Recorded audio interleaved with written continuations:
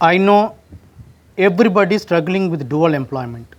If you have PF overlapping, you cannot get the opportunity and your background verification is failing continuously. I can sensible that because I am receiving huge dual employment cases over the email. I am suggesting alternative direction in order to get the job.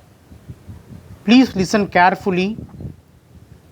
If you have PF overlapping, straightforward your HR will reject your profile, your background verification will be failed, or if they select you, if they initiated onboarding process, they will terminate you, they will not provide any relieving letter.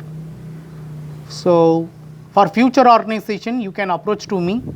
I will give you alternative suggestions. You cannot delete the entry, you cannot remove the entry in PF account. I will suggest alternative suggestion. That is the only one way in order to join in the new organization. Okay. Consulting fee is huge. You can find my email ID in this video description. Once done your payment, we will discuss further. Okay. Call me for alternative suggestion, especially for dual employment. Thank you so much for watching this video. Have a wonderful day. Take care. Bye-bye.